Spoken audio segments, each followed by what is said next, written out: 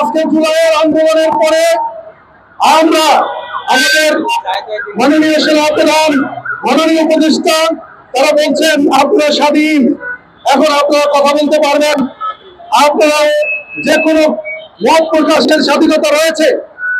আমরা মনে করছিলাম যে আমরা বাংলাদেশের মানুষ, আমরা নির্বিঘ্নে নিশ্চিন্তে আমরা বসবাস করতে পারবো, আমরা আমাদের অধিকার পাবো, আমাদের মৌলিক অধিকার প্রতিষ্ঠিত হবে, আমরা সেখানে কথা বলতে পারবো। কিন্তু আমরা দেখছি তাদের এই মব জাস্টিসের মাধ্যমে, এই উগ্রতার মাধ্যমে আজকে বারবার আমাদের উপরে হামলা করা হচ্ছে, আমাদের স্বাধীনতাকে হরণ করা হচ্ছে, আমাদের মৌলিক অধিকারকে হরণ করা হচ্ছে। আজকে আমরা আত্মরক্ষার ক্ষেত্রে আমরা রাস্তায় চলতে পারছি না, ঘরে ঘুমাতে পারছি না। এই ধরনের এই উগ্রবাদী তাণ্ডব, এই ধরনের এই জঙ্গিবাদী কর্মকাণ্ডের বিরুদ্ধে হিজবুত তাওহীদ বারবার বিভিন্ন জায়গায় হামলার শিকার হয়েছে এবং এর বিরুদ্ধে সবসময় কাজ করে আসছে হিজবুত তাওহীদ। আমি আজকে যারা মিডিয়ায় রয়েছেন, ইলেকট্রনিক্স প্রিন্ট মিডিয়ার মাধ্যমে আমি বাংলাদেশের এই ধর্ম ব্যবসায়ী গোষ্ঠী, উগ্রবাদী গোষ্ঠী যারা বিভিন্ন জায়গায় হিজবুত তাওহীদের উপরে হামলা করছে, তাদেরকে একটা কথা পরিষ্কার বলতে চাই, আপনাদের এই উগ্রবাদী তাণ্ডব কেন?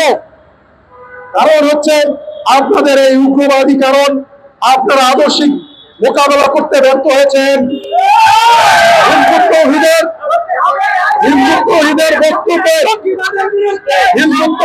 বক্তব্যের ব্যাপারে আপনারা যখন পরাজিত হয়েছেন, আপনাদের মিথ্যাচার যখন উন্মোচিত হয়েছে, আপনাদের মুখোশ যখন উন্মোচিত হয়েছে, তখনই আপনারা বিভিন্ন জায়গায় আমাদের উপরে হামলা করে, তাণ্ডব সৃষ্টি করে, আমাদের বাড়িঘর লুটপাট করে আগুন দিচ্ছেন।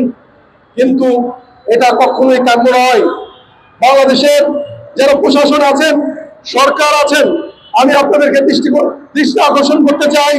গতকালকে মধ্যরাত্রে আমাদের স্বরাষ্ট্র উপদেষ্টা তিনি সংবাদ সম্মেলন করে বলছেন যে বাংলাদেশের আইন শৃঙ্খলা তিনি কন্ট্রোল করবেন, আইন শৃঙ্খলা কন্ট্রোল করবেন। এটা গতকালকে মধ্যরাত্রে তিনি সংবাদ সম্মেলন করে বলেছেন। কিন্তু গতকালকে এই মধ্যরাত্রের সংবাদ সম্মেলনের পরই আজকে সকালে আমরা কি দেখতে পেয়েছি?